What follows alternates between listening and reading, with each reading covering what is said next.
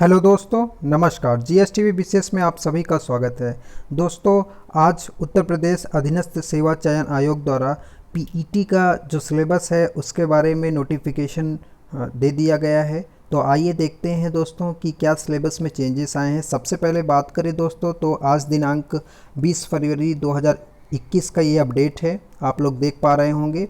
तो इसके बारे में डिटेल में देख लेते हैं कि आपकी जो सिलेबस है उसमें कौन कौन से टॉपिक शामिल हुए हैं और जो सब्जेक्ट हैं उनमें क्या क्या कितने मार्क्स के आएंगे, इसके बारे में ब्रीफ में जान लेते हैं। तो सबसे पहले दोस्तों बताएं कि ये आपका 20 तारीख का अपडेट आया है, ठीक है। और इसमें परीक्षा का कार्यक्रम और साथ में पाठ्यक्रम जो पीटी के लिए लागू हुआ है उसके बारे में डिटेल आपको दी जाएगी, ठीक है दोस्तों। तो चलिए आगे बढ़ते हैं और पीटी में क्या सिलेबस आया है इसके बारे में जान लेते हैं। तो सबसे पहले आप यहाँ पर देखेंगे कि ये 19 फरवरी को ही कर दिया गया था, लेकिन 20 फरवरी को जारी हुआ है। ऐसा लगाया जा रहा था कि 19 को आ जाएगा, लेकिन नहीं आया। तो 20 फरवरी की अपडेट है। और देखिए ये पीटी के लिए प्रिलिमिनरी एलिजिबिलिटी टेस्ट, पीटी का जो प्रारंभिक अर्हता परीक्षा जिसे कहते हैं हम हिंदी में, उसके पाठ्यक्रम और परीक्षा कार्यक्रम के बारे में है। तो देख लेते हैं दोस्तों कि इसमें आपका जो एग्ज़ाम होगा वो किस तरीके से होगा, क्या क्या इसमें सिलेबस में इंक्लूड किया गया है। सबसे पहले बात करें, जैसा कि आपको बार बार हमने बताया है अपने चैनल के माध्यम से, कि प्रश्नों की जो संख्या होगी वो 100 होगी और उसका जो टाइम होगा वो 2 घंटे और उसके जो नंबर होंगे यानी कि पूर्णांक होगा वो 100 रहेगा। सबसे पहले दोस्तों हम बात करेंगे यहाँ पर भारतीय इतिहास यानी कि इंडियन हिस्ट्री की। दोस्तों बता दें कि इंडियन हिस्ट्री जो है वो आपकी 5 नंबर की आएगी, ठीक है। मैक्सिमम जो मार्क्स होंगे उसके 5 मार्क्स के पूछे जाएंगे, ठीक है। 5 नंबर का आएगा जिसमें सिंधु घाटी की सभ्यता, वैदिक संस्कृति, बौद्ध धर्म, गौतम बुद्ध जीवनी और शिक्षाएं। इसके बाद जैन धर्म में सेम महावीर के बारे में, और मौर्य वंश में सम्राट अशोक के बारे में। गुप्त वंश में आप देखेंगे केवल समुद्रगुप्त और चंद्रगुप्त द्वितीय के बारे में ही पूछा जाएगा। उसके बाद हर्षवर्धन और राजपूत काल। इसके बाद दोस्तों यहाँ पर सल्तनत काल, मुगल साम्राज्य, मराठा और ब्रिटिश राज्य का अभ्युदय एवं प्रथम स्वतंत्रता संग्राम और ब्रिटिश राज्य की सामाजिक आर्थिक प्रभाव। इससे ज़्यादा आपका हिस्ट्री में आपको कुछ नहीं पढ़ना है, इतना ही सिलेबस आपको केवल पढ़ना है, ठीक है। इसके बाद दोस्तों हम बात करें आगे, तो भारतीय राष्ट्रीय आंदोलन जिसे इंडियन नेशनल मूवमेंट कहते हैं, ये आपका 5 मार्क्स का आएगा, ठीक है।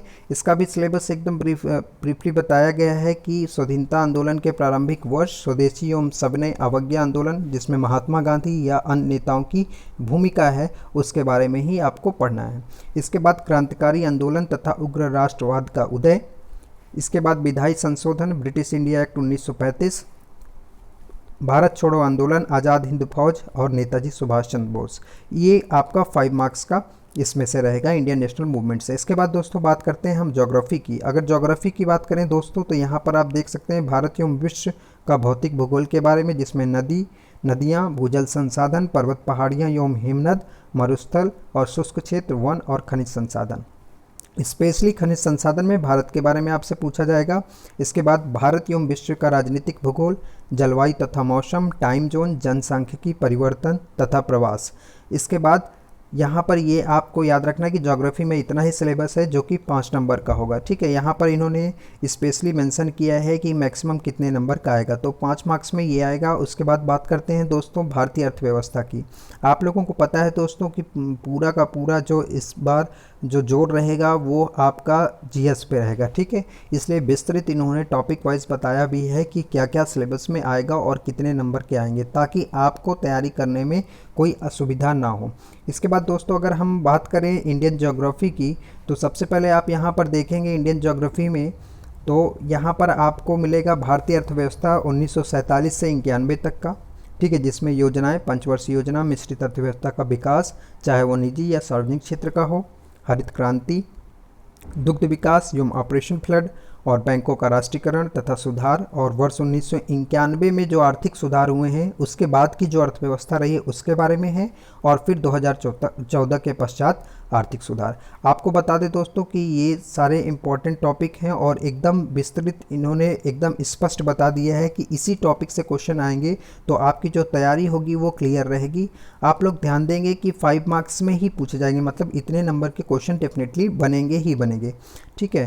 तो 2014 के बाद जो कृषि सुधार या ढांचागत सुधार या श्रम सुधार हुए हैं उनके बारे में आपको पढ़ना होगा। आर्थिक सुधार और जीएसटी के बारे में स्पेशली मेंशन किया हुआ है। चलिए दोस्तों, आप आगे बात करते हैं कि भारतीय संविधान और लोक प्रशासन के बारे में। आपको बता दें दोस्तों कि ये भी 5 नंबर में ही आएगा और इसमें जो आपके टॉपिक रहेंगे जैसे संविधान की मुख्य विशेषताएं, राज्य के नीति निर्देशक सिद्धांत, मौलिक अधिकार एवं कर्तव्य, संसदीय प्रणाली, संघीय प्रणाली एवं केंद्र शासित प्रदेश, उसके संबंध और न्यायिक ढांचा जो सर्वोच्च न्यायालय, उच्च न्यायालय और आदि से जुड़ा हुआ होगा। यहाँ पर जिला प्रशासन और स्थानीय निकाय तथा पंचायती राज संस्थाओं से भी क्वेश्चन उठेगा। तो आपका ये 5 नंबर का इतना सिलेबस यहाँ से रहेगा। जनरल साइंस की बात करते हैं दोस्तों, तो अगर जनरल साइंस की हम बात करें तो आप यहाँ पर देखेंगे कि ये भी 5 मार्क्स का, और यहाँ पर प्रारंभिक भौतिक विज्ञान, प्रारंभिक रसायन विज्ञान और प्रारंभिक जीव विज्ञान जो कि मैक्सिमम 10th लेवल का ही रहता है, ये आपको पता ही है, ठीक है। तो बहुत ज़्यादा डीपली नहीं पढ़ना है। इसके बाद आगे बात करते हैं एलिमेंट्री अर्थमेटिक की बात कही गई है, यानी कि प्रारंभिक अंकगणित, क्योंकि आपको पता है कि यूपी से इससे पहले अंकगणित पर काफ़ी मतलब ज़्यादा विशेष उन्होंने जोर नहीं दिया है, लेकिन पीटी में इसे शामिल किया है क्योंकि जो कैंडिडेट्स हैं वो अलग अलग क्षेत्र के होते हैं, केवल मैथमेटिक्स या के नहीं रहते हैं, आर्ट्स वगैरह के बच्चे भी रहते हैं, तो उसकी वजह से काफ़ी समस्याएं हो सकती थी। इसलिए जो एलिमेंट्री अर्थमेटिक का जो सिलेबस है दोस्तों, उसके बारे में स्पष्ट दिखाया गया है कि 5 मार्क्स का रहेगा और जिसमें पूर्ण संख्याएं, भिन्न तथा दशमलव, प्रतिशतता, साधारण अंकगणितीय समीकरण, वर्ग एवं वर्गमूल, घातांक एवं घात और औसत, सिर्फ आपके ये टॉपिक रहेंगे, ठीक है। तो आपको एडवांस वगैरह जो आप लोग जानते होंगे, एडवांस वगैरह पे बिल्कुल भी नहीं पढ़ना है, ठीक है। उसके बाद आगे बात करते हैं हम जनरल हिंदी यानी समान हिंदी की। ये भी आपका 5 नंबर का ही रहेगा, ठीक है, 5 मार्क्स में। और 5 मार्क्स में जनरल हिंदी में संधि, विलोम शब्द, पर्यायवाची, वाक्यांश के लिए एक शब्द, लिंग, संस्कृत भिन्नार्थक शब्द, मुहावरे, लोकोक्तियाँ, समान अशुद्धियाँ और लेखक रचनाएं। इसके बाद दोस्तों आगे बात करें अगर हम अंग्रेजी की, ठीक है, ये अंग्रेजी न्यू है, ठीक है, इसमें काफ़ी ज़्यादा, ये भी 5 नंबर का है, ठीक है। इंग्लिश भी नया है आपके लिए, जिसमें अंग्रेजी व्याकरण, इंग्लिश ग्रामर या अपठित गद्यांश पर आधारित प्रश्न होंगे, ठीक है। चलिए आगे बात करते हैं तर्कशक्ति यानी कि रीजनिंग की। अगर रीजनिंग में बात करें तो यहाँ पर भी टॉपिक बृहत एवं लघु, क्रम, रैंकिंग, संबंध, समूह से भिन्न को अलग करना, कैलेंडर घड़ी, कारण और प्रभाव, कोडिंग डिकोडिंग और आपका कथन विश्लेषण वगैरह, तो ये भी आपका 5 नंबर का रहने वाला है, ठीक है। आगे हम बात करते हैं दोस्तों, तो आगे चलते हैं करंट अफेयर की ओर। और करंट अफेयर 10 मार्क्स का, इसका ज़्यादा वेटेज दिया गया है, आप लोग देख सकते हैं आसानी से कि 10 नंबर का करंट अफेयर दिया गया है, जिसमें भारतीय एवं वैश्विक दोनों पे ही आपको मतलब नेशनल और इंटरनेशनल करंट अफेयर पे ध्यान देना होगा। इसके बाद आगे बात करें अगर हम समान जागरूकता की, जनरल अवेयरनेस की, ये भी 10 नंबर का रहेगा। अच्छी बात है दोस्तों आपके लिए कि ये 10 मार्क्स का है, जिसमें भारत के पड़ोसी देश, देश राजधानी एवं मुद्राएं, भारत के राज्य तथा केंद्र शासित प्रदेश, भारतीय संसद, राज्यसभा, लोकसभा, विधानसभा और विधान परिषद, राष्ट्रीय एवं अंतर्राष्ट्रीय दिवस, विश्व संगठन एवं उनके मुख्यालय, भारतीय पर्यटन स्थल, भारत की कला एवं संस्कृति, भारत एवं विश्व का खेल, और उसके बाद भारतीय अनुसंधान संगठन, प्रसिद्ध पुस्तकें एवं लेखक, पुरस्कार विजेता और जलवायु परिवर्तन तथा पर्यावरण, ये 10 मार्क्स का आपका आएगा। इसके बाद दोस्तों अगर हम बात करें तो हिंदी में 2 गद्यांश होंगे जिनके 10 मार्क्स होंगे। ये पोर्शन हमेशा इजी रहा है, आप लोगों को पता ही है, तो अच्छी बात है ये आपके लिए। इसके बाद दोस्तों बात करते हैं ग्राफ की व्याख्या और विश्लेषक आएगा, जिसमें 2 ग्राफ आपके शामिल होंगे और प्रत्येक पर 5 प्रश्न दिए जाएंगे, यानी कि टोटल 10 मार्क्स, ठीक है। तालिका एवं व्याख्या एवं विश्लेषण, ठीक है, इस पर भी 5 प्रत्येक प्रश्न के 5 नंबर होंगे और मैक्सिमम जो नंबर होगा आपका वो 10 मार्क्स। तो कुछ इजी है और कुछ हार्ड है, तो जहाँ पर हार्ड है वहाँ पर आपको विशेष ध्यान देना होगा और जो पोर्शन आपका इजी है उसके लिए आपको कम ध्यान देने की आवश्यकता होगी। चलिए आगे बात करते हैं दोस्तों, आपको ये स्पष्ट दिया गया है कि एनसीईआरटी लेवल का होगा, डिफ़िकल्टी जो लेवल होगी वो एनसीईआरटी की होगी, ठीक है। उसके बाद दोस्तों यहाँ पर बहुविकल्पीय प्रश्न होगा और आपकी नेगेटिव मार्किंग 1/4 होगी।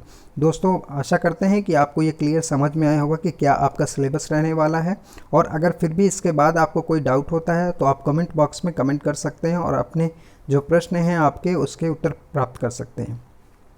दोस्तों ये जो सिलेबस है इस बार का काफ़ी ज़्यादा एकदम क्लियर दिखाया गया है और आप लोग तैयार रहिए कि अप्रैल में एग्ज़ाम के लिए, ठीक है। आप लोग अच्छे से पढ़ाई करिए और तैयार रहिए। हमारी ओर से आप सभी को शुभकामनाएं। धन्यवाद।